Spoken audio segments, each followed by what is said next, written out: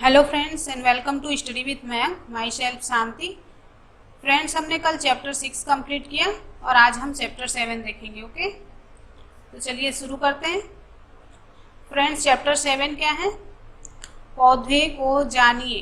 तो फ्रेंड्स, आज हम यहाँ पे पौधों के बारे में जानेंगे कि पौधे के आकार में कैसे होते हैं, दिखने में कैसे होते हैं, छोटे बड़े पौधे और बहुत बड़े पौधे, उसके भाग कौन कौन से हैं, जैसे कि जड़, तना, पत्ती, फूल, इन सब के बारे में जानेंगे। ओके, तो चलिए शुरू करते हैं। हमारा फर्स्ट पॉइंट है 7.1 शाख, झाड़ी एवं वृक्ष। तो फ्रेंड्स, यहाँ पे हम पेड़ पौधों के छोटे से बढ़ते क्रम में जानेंगे। ओके, तो हमारा पहला है शाख। हरे एवं कोमल तने वाले पौधे शाख कहलाते हैं। ये सामान्यतः छोटे होते हैं, इनमें शाखाएं नहीं होती। तो फ्रेंड्स, जैसे कि छोटे पेड़ पौधे हैं, मान लो जैसे सब्जियों को ही ले लो, जैसे चौलाई का पौधा होता है, पालक के पौधे होते हैं, या जो मेनली जो सब्जी के रूप में यूज होता है ना, तो वो पौधे किस में आते हैं? शाख में आते हैं, या उनको शाख कहा जाता है। ठीक है, जैसे कि छोटे छोटे पौधे, जैसे तुलसी का पौधा भी शाख कहलाएगा, वो झाड़ी में नहीं आएगा, वो शाख कहलाएगा। ओके, तो हमने क्या जाना कि शाख जो होते हैं कोमल तने वाले होते हैं। उसके तने को हम ऐसे मोड़ेंगे तो अपने मतलब आसानी से मुड़ जाएगा। ठीक है, और ये सामान्यतः छोटे आकार के होते हैं, मतलब ज़्यादा ऊंचाई नहीं होती इनकी, और इनमें शाखाएं भी नहीं होती। ओके, तो दूसरा है हमारा झाड़ी। कुछ पौधों में शाखाएं तने के आधार के समीप से निकलती हैं। तना कठोर होता है परंतु अधिक मोटा नहीं होता। तो जो शाख से थोड़े ऊंचे होते हैं या उससे बड़े आकार के होते हैं, उनकी ऊंचाई भी ज़्यादा होगी। उनमें शाखाएं तो होती हैं पर बिल्कुल पास पास होती हैं उनकी शाखाएं। ठीक है, और तना इनका थोड़ा कठोर होता है, शाख की अपेक्षा कठोर होता है, परंतु अधिक मोटा नहीं होता, मतलब ज़्यादा मोटे नहीं होते। जैसे कि इसका एग्जाम्पल क्या है? सजावटी पौधे जो हैं जितने भी, जैसे कि गुड़हल हो गया, कनेर हो गया, ये सब क्या है? ये झाड़ी के रूप में होते हैं। ओके, ये झाड़ी के उदाहरण हैं। जैसे कि गुलाब का भी पेड़ होता है, कभी कभी मतलब थोड़ा बड़ा हो जाता है, तो वो भी झाड़ी के अंदर ही आएगा। ठीक है, अब आगे देखते हैं वृक्ष। तो कुछ पौधों के तने सुदृढ़ एवं गहरे भूरे होते हैं, ये बहुत ऊंचे होते हैं, शाखाएं भूमि से अधिक ऊंचाई पर होते हैं। तो कुछ पौधे क्या हैं जिनकी तने मोटे होते हैं, मोटे मतलब काफी मोटा हो जाता है जिनका तना, और ये गहरे भूरे रंग के होते हैं। ओके, और ये बहुत ही कठोर होते हैं। और वृक्ष जो हैं बहुत ऊंचे ऊंचे होते हैं, इनकी शाखाएं भूमि से अधिक ऊंचाई पर होती हैं। ओके, तो ये क्या कहलाएंगे? ये वृक्ष कहलाएंगे। जैसे कि एग्जाम्पल देख लें आप, आम के हैं, पीपल है, सागौन है, जामुन है, ये सब क्या है? वृक्ष के उदाहरण हैं। वृक्ष मतलब बड़े आकार के पेड़। बरगद भी एक वृक्ष है ना। तो आपने जाना कि शाख, झाड़ी और वृक्ष क्या क्या होते हैं। हमारे आसपास में ऐसे आपने बहुत सारे पेड़ पौधे देखे होंगे, तो क्या आप उनको देख के पहचान सकते हैं कि कौन से झाड़ी है, कौन सा शाख है और कौन सा वृक्ष है? बिल्कुल आप पहचान जाओगे। ओके, तो चलिए आगे बढ़ते हैं। अब पेड़ का अगला भाग क्या होता है? 7.2 तना। अब तना क्या होता है? तो तना किसी पौधे के भूमि से ऊपर के भाग को तना कहते हैं। ओके, मान लो एक बीज है जो अंकुरित हुआ, तो जो भाग प्रकाश की तरफ गति करेगा, मतलब प्रकाश की ओर वृद्धि करेगा, वो क्या कहलाएगा? तना कहलाएगा। ओके, और जो प्रकाश के विपरीत दिशा में गति करेगा, मतलब मिट्टी की तरफ, नीचे की तरफ गति करेगा, वो क्या कहलाएगा? वो जड़ कहलाएगा। ओके, तो इसके कार्य क्या क्या हैं? तने की कार्य क्या है ये देखते हैं। जल तथा खनिज तने की पतली नलिकाओं द्वारा पत्तियों तथा पौधे के अन्य भागों तक पहुंचते हैं। ये जो तना है उसके अंदर पतली पतली नलिकाएं होती हैं, जिनको जाइलम और फ्लोएम बोलते हैं। तो इसके बारे में हम आगे की क्लासेस में पढ़ेंगे। ओके, यहाँ पे हमें सिर्फ इतना ही जानना है कि इसके कार्य क्या है, बाहरी रूप से देखते हैं। तो ये तने जो हैं जड़ जल को अवशोषित करता है, और ये तने के द्वारा, तना मतलब एक पाइप की तरह होता है जो जल और खनिज पदार्थ को, मतलब पेड़ पौधों के लिए जो मिनरल्स होते हैं जरूरी मिट्टी से लेके, ये तना जो है पूरे पेड़ में फैलाता है, पत्तियों तक लेके जाता है। ठीक है, तो इसके कार्य, एक कार्य हमने जाना। दूसरा क्या है, पौधे को सहारा देना, ये दूसरा उसका मुख्य कार्य है। तो तने क्या है, ये कठोर होते हैं और पौधे को सहारा देते हैं। ओके, तो और आगे देखते हैं विसर्पी लता। विसर्पी लता क्या होता है, कमजोर तने वाले पौधे सीधे खड़े नहीं हो सकते और ये भूमि पर फैल जाते हैं, इन्हें विसर्पी लता कहते हैं। विसर्पी मतलब विसर्पी का शाब्दिक अर्थ होगा सर्प की तरह, मतलब जो जमीन में रेंगते हैं उन्हें विसर्पी कहा जाता है। जैसे कि एग्जाम्पल देखते हैं हम, सेवंती का पेड़ आपने देखा है, वो सीधे खड़े नहीं हो सकता, वो जमीन में ऐसे लोटा हुआ रहता है। ओके, जिसको गुलदावली बोलते हैं। और अनेक प्रकार के घास जो हैं, इनकी मतलब शाखाएं या इनके तने कमजोर होते हैं, ये सीधे खड़े नहीं हो सकते, तो ये जमीन में लौटते रहते हैं या जमीन में रेंगते हुए लगते हैं हमें, मतलब जमीन में ऐसे लगता है कि जमीन में रेंग रहे हैं, तो इसी के कारण इसका नाम पड़ा विसर्पी लता। ठीक है, बहुत सारे खरपतवार होते हैं जो जमीन में फैले हुए होते हैं। ठीक है, तो ये क्या कहलाते हैं, विसर्पी। उदाहरण भी देखा हमने, सेवंती या गुलदावली, घास और जितने मेनली ज्यादातर खरपतवार आते हैं इसमें। ठीक है, अब आगे देखते हैं आरोही। कुछ पौधे आसपास के ढांचे की सहायता से ऊपर चढ़ जाते हैं, आरोही कहलाते हैं। पहले मैं उदाहरण बता देती हूँ आपको, उसके बाद फिर हम समझेंगे। ठीक है, तो जैसे कि मनी प्लांट देखा है आपने, मनी प्लांट को कोई सहारा दे दो या फिर उसको एक रस्सी से बांध के किसी कील से या दीवार से लटका देते हैं, तो उसके सहारे वो उस दीवार पे चढ़ने लगता है। या फिर सब्जियों में देखे हो आप, कद्दू देखे हो, कद्दू का बेल जो है कोई सहारा लेके वो ऊपर चढ़ता है। खीरे का बेल होता है, खीरे या ककड़ी का, करेले का बेल आपने देखा होगा, तो ये क्या करते हैं, ये सहारा लेके किसी डंडे को लगा दो, गाड़ दो, तो उसके सहारे ये ऊपर चढ़ने लगते हैं। ठीक है, तो आरोही का मतलब ही होता है चढ़ना, आरोही मतलब चढ़ना। तो कुछ पौधे आसपास के ढांचे की सहायता से, मतलब वही कोई लकड़ी आप लगा दो तो उसके सहायता से वो उस मतलब ऊंचाई को प्राप्त करते हैं। ठीक है, तो चलिए आगे बढ़ते हैं। अब हमने तने के बारे में भी जान लिया, तने कितने प्रकार के होते हैं, विसर्पी और आरोही, और क्या था, विसर्पी, आरोही, और चलिए हमने तने के बारे में जान लिया। अब अगला पॉइंट है हमारा 7.3 पत्ती। अब हम यहाँ पे पत्ती के बारे में जानेंगे। तो पत्ती आपने देखा ही होगा, पत्ती कई आकार के होते हैं, कोई गोलाकार होता है, कोई अंडाकार होता है, कोई हार्ट शेप में होता है, कोई तलवार की तरह लंबे लंबे पत्तियां होती हैं, कोई बहुत छोटी बिल्कुल बारीक पत्तियां होती हैं, जैसे कि बबूल की पत्तियां देखी होगी आपने, बिल्कुल छोटी छोटी होती हैं। इसी तरह से पत्तियां कई आकार की होती हैं। मेनली ये ग्रीन कलर की होती है, ग्रीन कलर इसमें क्लोरोफिल के कारण होता है। ठीक है, हम क्लोरोफिल के बारे में भी आगे पढ़ेंगे आगे के लेसन्स में। तो पत्ते क्या हैं, कई प्रकार के होते हैं, जैसे ये एक नींबू का पत्ता है, आप देख रहे हो, ये एक चौलाई का पत्ता है, और ये एक गुड़हल का पत्ता है। ठीक है, तो देख रहे हो आप, इनकी शेप अलग अलग है। तो चलिए हम अब इसके बारे में जानते हैं, पत्ती क्या है और पत्ती के कौन कौन से भाग होते हैं। तो सबसे पहला है पर्णवृंत, मतलब पत्ते का जो वृंत होता है, वृंत मतलब डंठल। तो ये क्या है, ये जो आप देख रहे हो यही पर्णवृंत कहलाता है। चलो पढ़ के देखते हैं क्या लिखा है। पत्ती का वह भाग जिसके द्वारा वह तने से जुड़ी होती है पर्णवृंत कहलाता है। तो पत्ती क्या है, इस जो पर्णवृंत के द्वारा तने से जुड़ी होती है, इस तरह से होता है तना, और ये पत्ती जो है इस पर्णवृंत के द्वारा तने से जुड़ी होती है। तो समझ में आया आपको पर्णवृंत क्या होते हैं, इसी डंठल को पर्णवृंत कहा जाता है। ओके, अब अगला देखते हैं फलक।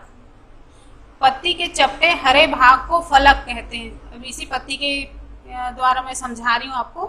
तो जैसे आप ये देख रहे हो पत्ती, ये पत्ती देख रहे हो आप, तो इसका जो ये चौड़ा भाग है, ये जो चौड़ा भाग है ये क्या कहलाएगा, ये फलक कहलाएगा।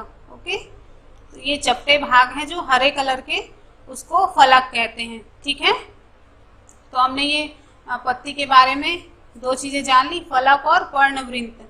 अब हम देखेंगे शिरा। ये शिरा क्या होता है, पत्ती के मध्य भाग में रेखित संरचनाओं को शिरा कहते हैं। देख लीजिए आप, इस पत्ती को देखिए, इसमें ज्यादा स्पष्ट दिख रहा है। तो ये जो पत्ती है ये हो गया इसका पर्णवृंत, ये हो गया फलक, और ये जो रेखाएं आपको दिख रही हैं, ये जो रेखित संरचना आपको दिख रही है, इन्हें ही शिरा कहते हैं। ठीक है, समझ में आया? तो ये क्या कहलाती है, शिरा। अब आगे देखते हैं मध्य शिरा। सबसे मध्य भाग में एक मोटी शिरा दिखाई देती है जिसे मध्य शिरा कहते हैं।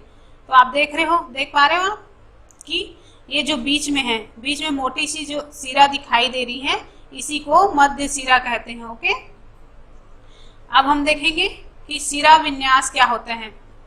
इसको थोड़ा ऊपर करती हूँ। अब हम शिरा विन्यास के बारे में जानेंगे। सबसे मध्य भाग से एक मोटी शिरा, यहाँ से देखते हैं शिरा विन्यास। पत्तियों पर शिराओं द्वारा बनाए गए डिजाइन को शिरा विन्यास कहते हैं। तो फ्रेंड्स, ये आप पत्ती देख रहे हो, और ये जो डिजाइन बनी हुई है, ये जो पत्ती में ये जो डिजाइन बनी हुई है, इसी को शिरा विन्यास कहते हैं।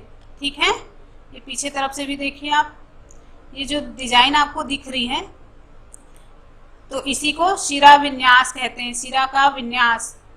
ठीक है, इस नींबू के पत्ती में देखिए, इसका शिरा विन्यास कैसे दिख रहा है आपको। तो ये जो दिख रहा है, इसमें इतना स्पष्ट नहीं दिख पा रहा है, सीधे करके देखते हैं, इसमें ज्यादा दिख नहीं रहा है, बल्कि इसमें ज्यादा अच्छे से दिखाई दिया हमको। तो यही क्या है, शिरा विन्यास। अब इस शिरा विन्यास के भी दो रूप हैं, मतलब दो प्रकार हैं। पहला है जालिका रूपी शिरा विन्यास, दूसरा है समांतर शिरा विन्यास। तो पहले हम जालिका रूपी शिरा विन्यास को देखेंगे। यह डिजाइन मध्य शिरा के दोनों ओर जालिका या जाल जैसे हो तो यह शिरा विन्यास जालिका रूपी कहलाता है। अब इस पत्ते को ही देख के मैं समझा रही हूँ आपको। ये जो मध्य शिरा है, इसके दोनों ओर, मतलब इधर भी और इधर भी, और फिर इससे छोटे छोटे और निकले हुए हैं, तो ये हमें जाली की तरफ दिखाई दे रहा है। इससे ऐसे लग रहा है कि एक जाल बनी हुई है, तो इसी को जालिकावत शिरा विन्यास कहते हैं। इसके पीछे ज्यादा स्पष्ट दिखेगा, ये देख रहे हो, एक जाल की जैसे संरचना बनी हुई है, तो इसी को जालिकावत शिरा विन्यास कहते हैं। अब इसका एग्जाम्पल और हम देख लेते हैं एक दो, जैसे कि पीपल के पत्ते देखे हो आप, तो उसमें भी आपको जालिका शिरा विन्यास मिलेगा। आम में भी मिलेगा, बरगद, जामुन और चने के पत्ते, इनमें सब में आपको जालिका शिरा विन्यास मिलेगा। ओके, अब दूसरा क्या है, दूसरा है समांतर शिरा विन्यास।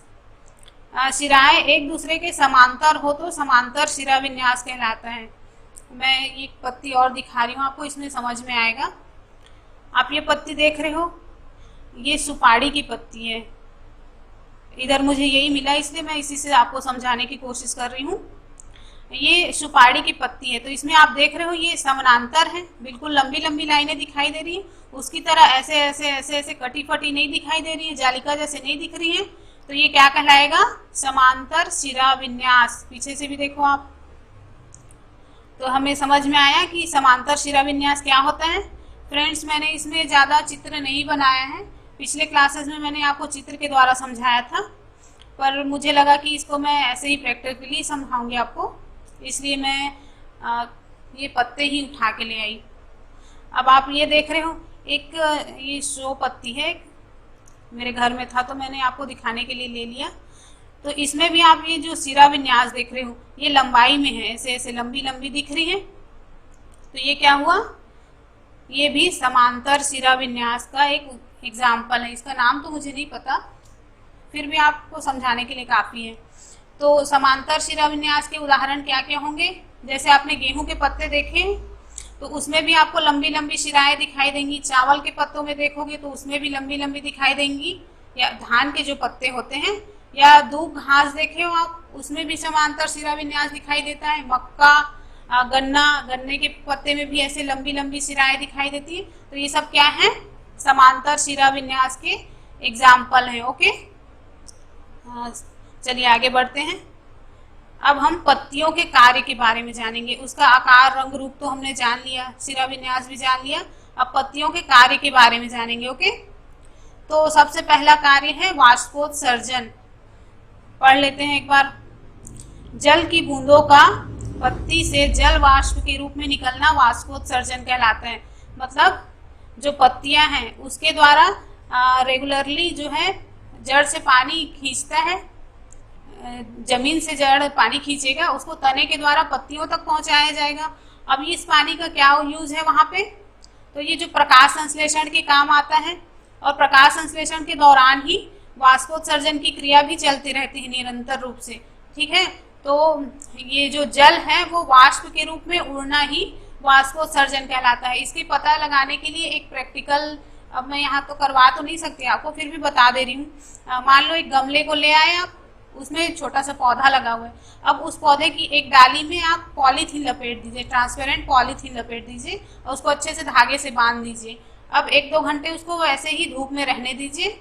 फिर थोड़ी देर बाद आप उसको देखोगे तो उस पॉलीथीन में आपको पानी की बूंदें नजर आएंगी। तो ये किसका उदाहरण है, यही वाष्पोत्सर्जन का उदाहरण है। ओके, तो ये अब वाष्पोत्सर्जन की क्रिया में पौधों से जल की हानि हमेशा होते ही रहती है। ओके, तो पेड़ पौधे वाष्पोत्सर्जन की क्रिया में जल मुक्त करते हैं, मतलब वाष्प के रूप में मुक्त करते हैं। हमने पिछले लेसन में पढ़ा था कि जल वाष्प का जल की बूंदों में परिवर्तन क्या कहलाता है, संघनन कहलाता है। ओके, तो ये संघनन की ही क्रिया कहलाती है। जल वाष्प का पानी की बूंदों में परिवर्तित होना संघनन कहलाता है। ठीक है, अब आगे इसका दूसरा कार्य है प्रकाश संश्लेषण। पत्तियां प्रकाश और हरे रंग के एक पदार्थ, हरे रंग के पदार्थ मतलब क्लोरोफिल, ओके, जिसको क्या बोलते हैं, पर्णहरिम बोलते हैं। ठीक है, तो इस पर्णहरिम की उपस्थिति में अपना भोजन बनाती है। भोजन बनाती है मतलब प्रकाश संश्लेषण का क्रियाकलाप जो है वो पर्णहरिम की उपस्थिति में ही होता है। इस प्रक्रिया में जल एवं कार्बन डाइऑक्साइड का उपयोग करती हैं। इस प्रक्रम को प्रकाश संश्लेषण कहते हैं। तो फ्रेंड्स, जो पेड़ पौधे हैं वो अपना भोजन प्रकाश संश्लेषण की क्रिया के माध्यम से ही बनाते हैं। इसमें जो ये जो कार्य है वो पत्तियों में संपन्न होता है। ओके, और पत्तियों में एक संरचना पाई जाती है जिसको स्टोमेटा बोलते हैं। ये बहुत अधिक संख्या में पत्तियों की ऊपरी सतह पर स्थित होते हैं, निचली सतह पे होते हैं। जो प्रकाश स्टोमेटा जो है पत्तियों की निचली सतह पे उपस्थित होते हैं। ठीक है, और यहीं पे जल और कार्बन डाइऑक्साइड की उपस्थिति में सूर्य प्रकाश के साथ क्रिया करके क्या बनाता है, पौधे अपना भोजन बनाते हैं। इसी प्रक्रिया को प्रकाश संश्लेषण कहते हैं। तो इसकी क्रिया विधि को हम आगे के लेसन्स में जानेंगे, अभी हमारे लिए यही काफी है। तो चलिए आगे बढ़ते हैं फ्रेंड्स। आगे ये है, आगे क्या है 7.4।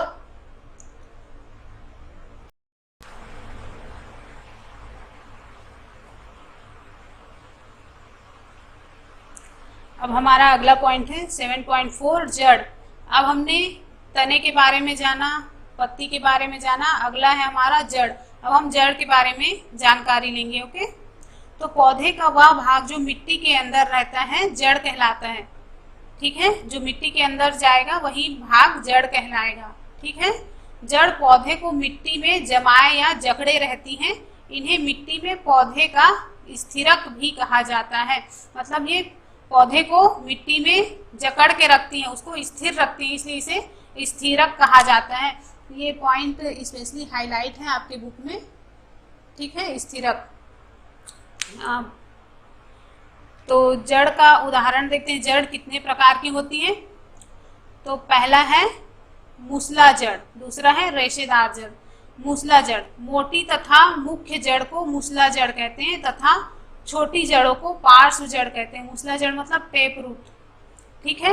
और ये जो पार्श्व जड़ है उसको लेटरल रूट बोलते हैं। मैं आपको एक तुलसी का पौधा है उससे दिखाती हूँ फ्रेंड्स। सॉरी, मैं ये वीडियो रात को बना रही हूँ, इसलिए ये जो पौधा है मुरझा गया है। शाम को तो ये काफ़ी अच्छा था, पर अभी ये मुरझा गया है। तो आप इसमें देख पा रहे हो ये जो जड़ है ये क्या जड़ कहलाएगी? मूसला जड़। इसमें आपको अच्छे से दिखेगा, ये जो जड़ है ये मूसला जड़ का उदाहरण है। आप देख रहे हो एक मोटी सी जड़ ये नीचे तक गई है, और ये जो है लेटरल रूट कहलाते हैं या पार्श्व जड़ कहलाएंगी, ठीक है। तो आपने जाना यहाँ पे कि मूसला जड़ क्या होती है। अब मूसला जड़ के और उदाहरण देखते हैं हम। जितने भी वृक्ष हैं, मतलब बड़े बड़े पेड़ हैं, जैसे कि नीम है, आम है, अमरूद है, या जितने भी द्विबीजपत्री हैं समझो, उनके जड़ क्या है? मूसला जड़ होते हैं। ओके, तो ये जितने बड़े बड़े पेड़ होते हैं उनकी जड़ें मूसला जड़ होती हैं, ठीक है। द्विबीजपत्री क्या है ये हम आगे लेसन में जानेंगे। अब दूसरा है रेशेदार जड़। इनमें कोई मुख्य जड़ नहीं होती, सभी जड़ें एक समान दिखाई देती हैं।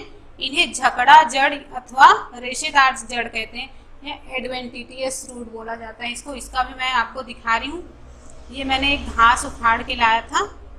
ये जो आप देख रहे हो ये बिल्कुल रेशे रेशे टाइप का दिखाई दे रहा है, तो ये क्या है? रेशेदार जड़। ये घास है, घासों में ज्यादातर रेशेदार जड़ ही पाई जाती है, ठीक है। तो आपको समझ में आया रेशेदार जड़ क्या है? इसका और उदाहरण देखते हैं, ठीक। रेशेदार में जड़ में कोई मुख्य जड़ नहीं होती, ये बिल्कुल रेशे की तरह बिखरे हुए होते हैं, ठीक है। इसका उदाहरण क्या है? जैसे कि धान, गेहूं, मक्का, गन्ना, इन सब में रेशेदार जड़ पाए जाते हैं, ठीक है। और जितने भी एक बीजपत्री पौधे हैं मेनली उनमें यही जड़ पाए जाते हैं, रेशेदार जड़ पाए जाते हैं। आपको समझ में आया? चलिए आगे बढ़ते हैं। अब है हमारा 7.5 पुष्प। अब हम पुष्प के बारे में जानेंगे कि पुष्प होता क्या है, ठीक है। आपने देखा है, आपने सभी ने देखा होगा कि पुष्प कई प्रकार के होते हैं, नीले, पीले, हरे, गुलाबी। हरे नहीं होते, फिर भी आजकल तो साइंटिस्ट ने हाइब्रिडिंग के तरीके अपनाकर हरे या काले रंग के भी पुष्प प्राप्त किए हैं, है ना।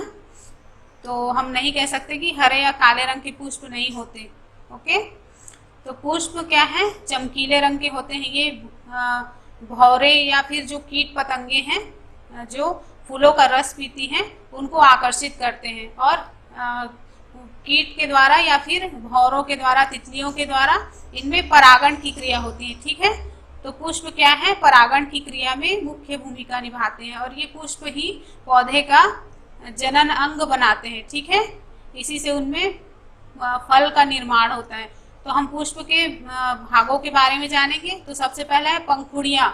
खिले हुए पुष्प का बाह्य रंगीन भाग पुष्प की पंखुड़ियां कहलाती है। इसका भी मैं एग्जाम्पल आपको बताऊंगी। ये जो आप देख रहे हो ये एक गुड़हल का पुष्प है, ठीक है। तो ये जो बाहर में आप देख रहे हो, मैं इसको अलग करके ही दिखाती हूँ आपको। ये जो भाग है ये क्या कहलाएंगे? ये ही पंखुड़ी कहलाएगी, ठीक है। ये है पंखुड़ी। ओके, ये बाहरी भाग होता है और ये काफी चमकीला या चटक रंग का होता है, ठीक है। फ्रेंड्स, आपने गेंदा, सूरजमुखी, गुलदावली के पुष्प देखे होंगे, पर ये एक पुष्प ना होकर के पुष्प गुच्छ होते हैं। ये पुष्पों का समूह होता है, ठीक है। ये गुच्छे के रूप में होता है। जो गुलदावली है ये एक पुष्प है, परंतु गुलदावली या सूर्यमुखी को आप एक पुष्प नहीं कह सकते, वो पुष्पों का समूह है, ठीक है। तो यहाँ पे हमने फूल की बाह्य पंखुड़ियों के बारे में जाना। ये इसको दल बोला जाता है, ठीक है। ये है बाह्य दल। अब हम बाह्य दल के बारे में जानेंगे। छोटी पत्ती की भांति दिखाई देने वाले भाग को बाह्य दल कहते हैं। ये जो इसके नीचे में आप लोग देख रहे हो ये जो भाग है ये क्या है? बाह्य दल कहलाएंगी। ये वाली भाग जो है ये बाह्य दल कहलाएगी, ठीक है। अब हम इसको एक एक करके निकाल देते हैं।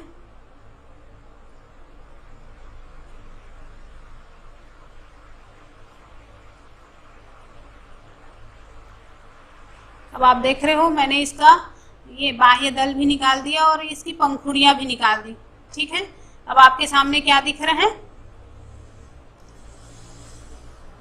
ये जो लंबी सी संरचना दिखाई दे रही है ये स्त्री केसर है, पर हम यहाँ पे पहले पुंकेसर के बारे में जानेंगे ना। पुष्प के अंदर उपस्थित होता है तंतु जैसी संरचना जिसके ऊपर परागकोश उपस्थित होता है। ये देख रहे हो आप, ये जो येलो येलो कलर का ये जो दिखाई दे रहा है यही क्या है, पुंकेसर। ये जो दिख रहा है आपको पीला कलर यही पुंकेसर है। और जी पता नहीं आपको सही से दिख पा रहा है या नहीं, ये जो येलो येलो जो दिख रहे हैं यही क्या है, परागकोश कहलाते हैं। ठीक है, और अब हम आगे देखेंगे स्त्री केसर। पुष्प के केंद्र में स्थित भाग को स्त्री केसर कहते हैं। तो ये जो केंद्र का भाग है ये जो लंबा सा यही स्त्री केसर कहलाता है। ओके, इसके निचले हिस्से से अंडाशय जुड़ा होता है। अब इसके निचले हिस्से को देखते हैं, ये जो भाग है ये यहाँ से अंडाशय जुड़ा होता है। ठीक है, अंडाशय के अंदर छोटी छोटी गोल संरचनाएं दिखाई देती हैं जिसे बीजांड कहते हैं। फ्रेंड्स, अगर इसको हम एक ब्लेड से ऐसे काट के देखें तो इसमें हमें गोल संरचनाएं दिखाई देंगी जो कि बीजांड कहलाएंगी। ठीक है, तो समझ में आया आपको। चलिए आगे देखते हैं। यहाँ पे हमने स्त्री केसर के भी बारे में जान लिया। मैं ये चित्र ही दिखा देती हूँ आपको। मैं सोच रही थी कि चित्र नहीं बनाऊंगी, फिर भी साइंस का सब्जेक्ट है, चित्र बिना अधूरा ही होगा। ओके, तो यहाँ पे आप देखो ये जो है ये बाह्य दल या नहीं, बाह्य दल ये है, ये पंखुड़ी कहलाएगी और ये है पुंकेसर। ये जो लंबी लंबी संरचनाएं दिख रही है पुंकेसर है, यहाँ पे परागकोश उपस्थित होता है। ठीक है, और ये जो बीच में भाग है ये स्त्री केसर का भाग है। ओके, और यहाँ पे नीचे में अंडाशय उपस्थित होता है। समझ में आया आपको। चलिए आगे देखते हैं। अब हमने ये जो स्त्री केसर है इसको यहाँ पे अलग करके देखा, तो इसके कौन कौन से भाग हैं देखते हैं। ये जो ऊपर का भाग है ये वर्तिकाग्र कहलाता है, ये बीच का वर्तिका, और ये नीचे वाला भाग अंडाशय। यहीं पर अगर हम काट के देखें तो यहाँ पे हमें बीजांड दिखाई देगा। ओके, तो ये स्त्री केसर के भाग हो गए। अब आगे एक और चित्र देख लीजिए आप, ये मूसला जड़ का चित्र है। देख रहे हो आप, एक जड़ जो गहराई तक जाती है और नीचे जमीन में जल की खोज में आगे बढ़ती जाती है। ठीक है, और ये जो है पार्श्व जड़ कहलाती है। दूसरा ये है रेशेदार जड़, ये जो रेशे के रूप में देख रहे हो आप ये रेशेदार जड़ कहलाती है। अब यहाँ पे हम पत्ती का सिरा विन्यास देखेंगे। ये जो पीपल की पत्ती है इसमें ये जो जाली के रूप में दिखाई दे रही है जालिका रूपी सिरा विन्यास का उदाहरण है। और ये जो पत्ती है ये चावल की पत्ती है, समझो चावल नहीं धान की पत्ती है। तो ये धान की पत्ती में ये लंबी लंबी संरचनाएं देख रहे हो ये समांतर सिरा विन्यास का उदाहरण है। तो फ्रेंड्स यहाँ पे हमारा ये चैप्टर खत्म होता है। और आपको अगर मेरा वीडियो पसंद आया हो तो लाइक शेयर और सब्सक्राइब जरूर करिएगा। ठीक है, अब मैं आप पे एक क्वेश्चन पूछना चाह रही हूँ आपसे। आप केले के बारे में मुझे बताओगे, केले के पौधे के बारे में, उसके फल, फूल, तना, जड़ और पत्ती के बारे में बताओगे कि ये कौन कौन से प्रकार के होते हैं। ठीक है, और बांस के भी बारे में बताओगे मुझे कमेंट करके। तो इसका आंसर आप कमेंट बॉक्स में लिख के मुझे भेजिएगा।